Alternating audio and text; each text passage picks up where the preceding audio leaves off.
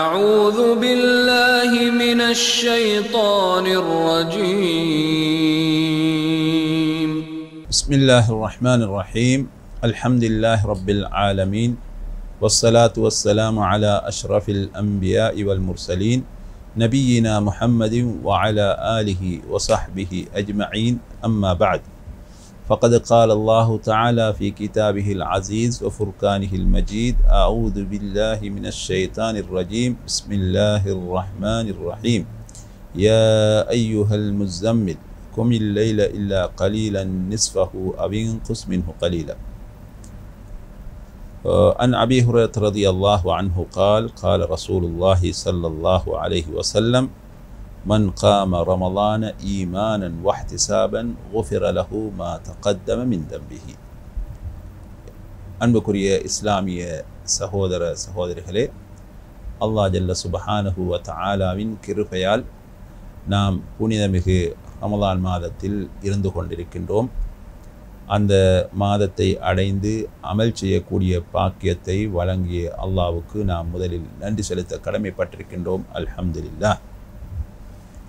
அன்புக்குரிய இஸ்லாமிய சகோதரர்களே, அல்லாஹ் ஜல்ல சுப்ஹானஹு வ தஆலா எங்களுக்கு வணக்கங்களை கடமையாக்கி அந்த வணக்கங்களை பல வகையாக ஆக்கி தந்திருக்கின்றார்.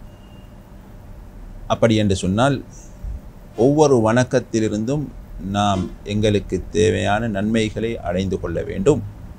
ஒரே வணக்கத்தை மாத்திரம் செய்து அவர்கள் அதில் சலிப்படையக்கூடாது என்பதற்காக வேண்டி அல்லாஹ் ஜல்ல சுப்ஹானஹு வ தஆலா பலவிதமான வணக்கங்களை எங்களுக்கு கடமையாக்கி இருக்கின்றார். அந்த வணக்கங்களை நாம் இரண்டாக பிரிக்கலாம். ஒன்று கடமையான வணக்கங்கள், இன்னொன்று சுன்னத்தான வணக்கங்கள். கடமையான வணக்கங்கள் என்று சொல்லுகின்ற பொழுது ஒவ்வொருவரும் கட்டாயம் அதை செய்தே ஆக வேண்டும். அந்த அடிப்படையில் நாம் பார்க்கின்ற பொழுது தொழுகை எடுத்து நோக்கினோம் என்று சொன்னால், ஒரு நாளைக்கு 5 தடவை தொழுவது கட்டாய கடமை. ஆனால் 5 தொழுதாலும் மீசானில் அதுக்குரிய நன்மையை அல்லாஹ் 50ஆக பெருக்கி தருவதாக எங்களுக்கு வாக்களித்திருக்கின்றார். இது கடமையான வணக்கங்களில் ஒன்றுக்கு உதாரணம். அதே போன்று அந்த சுன்னத்தான வணக்கங்களில் ஒன்றை நாம் பார்க்கின்ற பொழுது, அந்த வணக்கங்களில் மிக முக்கியமான ஒரு வணக்கம்தான் இந்த இரா வணக்கம் என்று சொல்லக்கூடிய அந்த கியாமுல் லைல் என்று சொல்லக்கூடிய அந்த வணக்கம். அந்த வணக்கத்தை பொறுத்தவரையில் நபியுல்லாஹி ஸல்லல்லாஹு அலைஹி வஸல்லம் அவர்கள் சொன்னார்கள், நபியுல்லாஹி ஸல்லல்லாஹு அலைஹி வஸல்லம் அவர்கள் சொல்லுகின்றார்கள், அஃலலுஸ் ஸலாத்தி பஅதல் ஃபரீதா, அதாவது கடமையான தொழுகைக்கு பின்னால் ஒரு சிறந்த தொழுகை இருப்பதாக இருந்தால் அதுதான் கியாமுல் லைல், இரா வணக்கம் என்று நபி ஸல்லல்லாஹு அலைஹி வஸல்லம் அவர்கள் சொல்லுகிறார். அதே போன்று சொன்னார்கள், அஃலலு சியாமி பஅத ரமலான், ரமலான் மாதத்துக்கு பின்னால் ஒரு சிறந்த நோன்பு இருப்பதாக இருந்தால் ஷஹ்ருல்லாஹில் முஹர்ரம், அல்லாஹுடைய மாதமாகிய முஹர்ரம் மாதத்தில் வைக்கக்கூடிய நோன்பு என்பதை கண்மணி நாயகம் ஸல்லல்லாஹு அலைஹி வஸல்லம் அவர்கள் சொல்லுகின்றார்கள். அந்த அடிப்படையில் நாம் பார்க்கின்ற பொழுது இந்த இரா வணக்கம் என்பது ஒரு சிறந்த வணக்கம் என்பதை நாம் விளங்கிக் கொள்கின்றோம். அதை பார்ப்பதற்கு முன்னால் உண்மையிலே நாம் அந்த இரா வணக்கம், அதாவது வணக்கங்களில் முதலாக கடமையாக்கப்பட்ட வணக்கம் எது என்று நாம் பார்த்தோம் என்று சொன்னால், அதுதான் உண்மையிலேயே இரா வணக்கம்தான் நபி அவர்களுக்கு ஆரம்பத்தில் கடமையாக்கப்பட்டது. பின்புதான் 5 நேர தொழுகை கடமையாக்கப்பட்டதன் பின்னால் அதனுடைய சட்டம் மாற்றப்பட்டது. எனவே அல்லாஹ் ஜல்ல சுப்ஹானஹு வ தஆலா அது பற்றி திருமறையிலே சொல்லுகின்ற பொழுது, யா ஐயுஹல் முஸம்மிலு குமில் லைல இல்லா கலீலா, போர்வையால் போர்த்தி கொண்டிருப்பவரே, கொஞ்சம் நேரம் தவிர மற்ற நேரம் நீங்கள் இரவில் அல்லாஹுவை நின்று வணங்குங்கள். அப்போ அதிகமான நேரம் நீங்கள் அல்லாஹுவை நின்று வணங்குங்கள் என்று அல்லாஹ் ஜல்ல சுப்ஹானஹு வ தஆலா சொல்லுகின்றார். நிஸ்ஃபஹு, அல்லது பாதி இரவு நின்று வணங்குங்கள். அவெங்குஸ் மின்ஹு கலீலா, அல்லது அதைவிட கொஞ்சம் குறைத்து கொள்வீராக. ஔசித் அலைஹி, அல்லது அதைவிட கொஞ்சம் அதிகப்படுத்தி கொள்வீராக என்று அல்லாஹ் ஜல்ல சுப்ஹானஹு வ தஆலா அந்த இரா வணக்கத்துக்குரிய நேரத்தை பற்றி சொல்லுகின்ற பொழுது அல்லாஹ் இவ்வாறு விரிவாக சொல்லுகின்றார். இந்த வசனத்திலே அல்லாஹ் ஜல்ல சுப்ஹானஹு வ தஆலா யா ஐயுஹல் முஸம்மில், போர்வையால் போர்த்தி கொண்டிருப்பவரே என்று அல்லாஹ் அழைக்கின்றான். ஏனென்று சொன்னால், நாம் தூங்குகின்ற பொழுது நாம் போர்த்தி கொண்டு தூங்கினால் அந்த தூக்கம் இன்பமாக சென்று கொண்டிருக்கும். எனவே அவ்வாறு இன்பமாக செல்லக்கூடிய தூக்கத்தை விட்டு எழுந்து அந்த வணக்கத்தை புரிவது சிறந்தது. சும்மா தூங்கிக் கொண்டிருப்பவரே எழுந்து தொழுவீராக என்று சொல்லவில்லை. ஏன்? இன்பமான தூக்கம் அல்லது. எனவே இன்பமான தூக்கம் போகிற சந்தர்ப்பத்திலும் அதையும் விட்டுவிட்டு அல்லாஹ்வுக்காக வேண்டி நாம் வணங்க வேண்டும் என்பதை அந்த வசனம் எங்களுக்கு சொல்லி காட்டுகிறது. எனவே இந்த வசனத்திலே நபியுல்லாஹி ஸல்லல்லாஹு அலைஹி வஸல்லம் அவர்களுக்கு அல்லாஹ் சொல்லுகின்றான், அதாவது இரவில் அதிகமான நேரம் நின்று வணங்குங்கள், அல்லது பாதி நேரம் நின்று வணங்குங்கள், அல்லது அதைவிட கொஞ்சம் குறைத்து கொள்ளுங்கள், அல்லது அதைவிட அதிகப்படுத்துங்கள் என்று அல்லாஹ் சொல்லுகிறான். எனவே இரவின் பிந்திய பகுதி மிகவும் சிறந்தது இந்த இரா வணக்கத்துக்கு. இந்த இரா வணக்கம் என்பது சலஃபு சாலிஹீன்கள் என்று சொல்லக்கூடிய சஹாபாக்கள் தாபிஈன்களுடைய வழிமுறையாகவும் இருக்கிறது என்பதை நாம் குர்ஆன் மூலமாக அறிந்து கொள்கின்றோம். அல்லாஹ் ஜல்ல சுப்ஹானஹு தஆலா திருமறையில் சொல்லுகின்ற வல்லதீன யபீதூன லிரப்பிஹிம் சுஜ்ஜதன் வ கியாமா. விசுவாசிகளின் பண்புகளை பற்றி சொல்லுகின்ற பொழுது அவர்கள் அல்லாஹ்வுக்காக சுஜூது செய்யக்கூடியவர்களாக, நின்று வணங்கக்கூடியவர்களாக தங்களது இரவை கழிப்பார்கள் என்று அல்லாஹ் ஜல்ல சுப்ஹானஹு தஆலா திருமறையிலே சொல்லுகின்றான். சூரத்துல் ஃபுர்கான் 64வது வசனம். அதே போன்று நாம் பார்க்கின்றோம், அல்லாஹ் திருமறையிலே சொல்லுகின்றான், கானு கலீல மினல் லைலி மா யஹ்ஜஊன். அவர்கள் இரவில் கொஞ்சம் நேரமே தவிர தூங்க மாட்டார்கள். அப்போ அதிகமான நேரம் அவர்கள் நின்று வணங்குவார்கள் என்பதை அந்த சுவர்க்கவாசிகளின் பண்புகளை பற்றி அல்லாஹ் சொல்லுகின்ற பொழுது அவ்வாறு சொல்லுகின்றான். எனவே யாருக்கும் எந்த கருத்து வேறுபாடும் கிடையாது. இரா வணக்கம் பொருளான வணக்கங்களுக்கு பின்னால் தொழுகைகள் மிக சிறந்த வணக்கம் என்று சொன்னால் அது இரா வணக்கம் என்பதில் எந்த சந்தேகம் கிடையாது. எனவே அந்த இரா வணக்கத்தை பொறுத்தவரையில் ரமலான் மாதமாகிவிட்டது என்று சொன்னால் அது இன்னும் சிறப்பை பெற்றுக்கொள்கிறது. மேலதிக சிறப்பும் அந்த இரவுக்கு இருக்கிறது, அந்த ரமலான் மாதத்திலே அந்த தொழுகைக்கு இருக்கிறது என்பதை நாம் பார்க்கின்றோம். நபியுல்லாஹி ஸல்லல்லாஹு அலைஹி வஸல்லம் அவர்கள் சொல்லுகின்றார்கள், ஐயுஹன் நாஸ், மக்களே, அஃப்சு ஸலாம, சலாத்தை உங்களுக்கு மத்தியிலே பரப்பிக்கொள்ளுங்கள், வ அத்இமு தஆம, விருந்தோம்பல் செய்யுங்கள், வசிலுல் அர்ஹாம், இன்னும் உறவினர்களை சேர்ந்து நடவுங்கள், வசல்லு பில்லைலி வன்னாசு நியாம், மக்கள் இரவில் தூங்கி கொண்டிருக்கும் பொழுது நீங்கள் நின்று வணங்குங்கள்.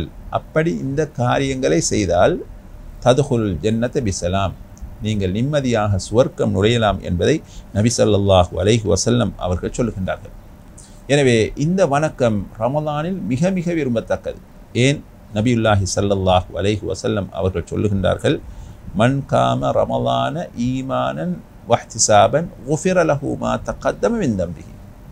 யார் ரமலான் மாதத்தில் விசுவாசம் கொண்டவராக, அப்படின்னு சொன்னால் நாங்கள் செய்யக்கூடிய இந்த வணக்கத்துக்கு நிச்சயமாக அல்லாஹ் எங்களுக்கு கூலியை தருவான் என்று விசுவாசம் கொண்டு, வஹ்திசாபன், நன்மையை எதிர்பார்த்து, அந்த தொழுகையின் மூலமாக எதிர்பார்க்கக்கூடியது நன்மையை தவிர மாறாக முகஸ்துதி, மற்றவர்கள் இரவில் நின்று வணங்குகின்றார்கள் என்று புகழ வேண்டும், போற்ற வேண்டும் என்ற நோக்கத்தில் இல்லாமல் நன்மையை எதிர்பார்த்து யாராவது அப்படி வணங்கினால் அவருக்கு ஒரு கிஃப்ட் இருக்கு. என்ன கிஃப்ட்? குஃபிர லஹு மா தகத்தம மின் தம்பிஹி, அவருடைய முன் செய்த பாவங்கள் அனைத்தும் மன்னிக்கப்படும் என்று நபியுல்லாஹி ஸல்லல்லாஹு அலைஹி வஸல்லம் அவர்கள் சொல்லுகின்றார்கள். எனவே அன்புக்குரிய இஸ்லாமிய சகோதரர்களே, இந்த புனிதமிகு ரமலான் மாதத்தை பொறுத்தவரையில் எங்களுக்கு இன்னும் ஒரு சந்தர்ப்பம், சலுகை நபி அவர்கள் வழங்கி இருக்கின்றார்கள். என்ன சலுகை என்று சொன்னால், இதனுடைய நேரம் உண்மையிலேயே பிந்தின இரவுதான். ஆனால் ரமலானை பொறுத்தவரையில் ரமலானில் மக்கள் எல்லோரும் அந்த நன்மையை பெற்றுக்கொள்ள வேண்டும் என்பதற்காக வேண்டி நபி அவர்கள் இந்த தொழுகையை தொடர்ந்து 3 நாட்கள் பள்ளி வாசலில் ஆரம்பத்தில் நடத்தி வந்தார்கள். பின்பு மக்களின் தொகை அதிகமாக ஆகிவிட்ட பொழுது அந்த தொழுகை கடமையாக்கப்பட்டு விடுமோ என்ற அச்சத்தினால் நபி அவர்கள் அதனை ஜமாத்தாக தொழுவதை நிப்பாட்டி விட்டார்கள். வரவில்லை, அடுத்த நாள் பள்ளிக்கு வரவில்லை. எனவே இந்த தொழுகையை முதல் ஜமாத்தாக ஆரம்பித்தவர்களும் நபியுல்லாஹி ஸல்லல்லாஹு அலைஹி வஸல்லம் அவர்கள். எனவே மக்கள் மீது கொண்ட அன்பின் காரணத்தினால் இது கடமையாக்கப்பட்டால் அவர்களுக்கு கஷ்டமாக இருக்கும் என்ற காரணத்தினால் நபி அவர்கள் 3 நாட்களுக்கு பின்னால் பள்ளியில் வந்து ஜமாத்தாக அந்த தொழுகையை நடத்தவில்லை. நபி அவர்கள் இருக்கும் வரைக்கும் ஜமாத் நடைபெறவில்லை. காரணம் பரலாக்கப்பட்டு விடுமோ என்ற அச்சம். அதற்கு பின்னால் உமர் ரலியல்லாஹு அன்ஹு அவர்களுடைய காலத்தில் அந்த விடுபட்ட அந்த சுன்னத்தை அவர்கள் ஆரம்பித்தார்கள். ஆரம்பித்து விட்டுத்தான் சொன்னார்கள், நிஅமத்தில் பித்அத்து ஹாதிஹி, பித்அத்தில் மிக சிறந்தது இது. ஏன்? இது இவர் புதிதாக கண்டுபிடிக்கவில்லை. நபி ஸல்லல்லாஹு அலைஹி வஸல்லம் அவர்கள் ஏற்கனவே தொழுது காட்டி ஜமாத்தாக தொழுது காட்டி விட்ட ஒரு தொழுகையை அவர்கள் ஆரம்பித்தார்கள். அதே போன்று இந்த தொழுகையை பொறுத்தவரையில் நபியுல்லாஹி ஸல்லல்லாஹு அலைஹி வஸல்லம் அவர்கள் எப்படி தொழுவார்கள் என்று சொன்னால், ஆயிஷா ரலியல்லாஹு அன்ஹா அவர்கள் சொல்லுகின்றார்கள், நபி அவர்கள் ஆரம்ப இரவில் தூங்கி விடுவார்கள். பிறகு இறுதியில் எழும்பி தொழுவார்கள். தொழுதுவிட்டு மறுபடி வந்து தூங்குவார்கள். பாங்கு சொன்ன உடனே அவசரமாக எழும்பி ஒது செய்து கொண்டு தொழுகைக்கு வருவார்கள் என்ற செய்தியை ஆயிஷா ரலியல்லாஹு அன்ஹா அவர்கள் சொல்லுகின்றார்கள். எனவே நபி ஸல்லல்லாஹு அலைஹி வஸல்லம் அவர்கள் தொழுவதென்று சொன்னால் எப்படி தொழுவார்கள் தெரியுமா? சுப்ஹானல்லாஹ். ஹுதைஃபா ரலியல்லாஹு அன்ஹு அவர்கள் அறிவிக்கக்கூடிய செய்தி முஸ்லிமிலே பதிவாகி இருக்கிறது. நான் என்னுடைய சாட்சி, அதாவது சாட்சியுடைய வீட்டிலே மைமுனா ரலியல்லாஹு அன்ஹா அவர்களுடைய வீட்டிலே தூங்கினேன். நபி அவர்கள் இரவில் எழும்பி வணங்கினார்கள். நான் அவர்களுக்கு பின்னால் போய் நின்றேன் தொழுவதற்காக. நபி அவர்கள் சூரத்துல் பக்ராவை ஓதினார்கள். அப்போ நான் நினைத்தேன், எப்பொழுது இதை முடிப்பார்கள் என்று எதிர்பார்த்தேன். நபி அவர்கள் சூரத்துல் பக்ராவை முடித்தார்கள், சுஜூது செய்வார்கள், ருக்கு செய்வார்கள் என்று நினைத்தேன். அவர்கள் அடுத்ததாக சூரத்து நிசாவை ஓதினார்கள். அதை முடிப்பார்களா என்று பார்த்தேன். அதனை முடித்துவிட்டு அடுத்ததாக ஆல இம்ரானை ஓத ஆரம்பித்தார்கள். இப்படி சுமார் 3 சூறாக்களை ஓதினார்கள். சுமார் 5 ஜுசுகளுக்கும் மேற்பட்ட அளவு ஓதி அந்த ஒரு ரக்காத்து தொழுகை நபி அவர்கள் முடித்திருக்கின்றார்கள். எனவே அந்த தொழுகை நாம் நீண்ட தொழுகையாக தொழ வேண்டும். சரியான முறையில் தொழுது அந்த கூலிகளை பெற்றுக்கொள்ள வேண்டும். அவசரமாக நாம் தொழுது விட்டு சலாம் கொடுத்து தொழுகையை முடித்துவிட்டு போக வேண்டும் என்று யோசிக்கக்கூடாது. கொஞ்சமாக இருந்தாலும் கூடுதலாக இருந்தாலும் அமைதியாக அழகான முறையில் நீட்டி தொழுது நபி அவர்களுடைய அந்த சுன்னாவை பின்பற்றி ரமலான் மாதத்தில் குறிப்பாக அந்த நன்மைகளை பெற்று அதில் பெற்ற அந்த பயிற்சியை ரமலான் அல்லாத காலங்களிலும் இரவில் நின்று வணங்கக்கூடிய மக்களாக அல்லாஹ் ஜல்ல சுப்ஹானஹு வ தஆலா என்னையும் உங்களையும் ஆக்குவானாக. வ ஆகிரு தஅவானா அனில் ஹம்துலில்லாஹி ரப்பில் ஆலமீன்.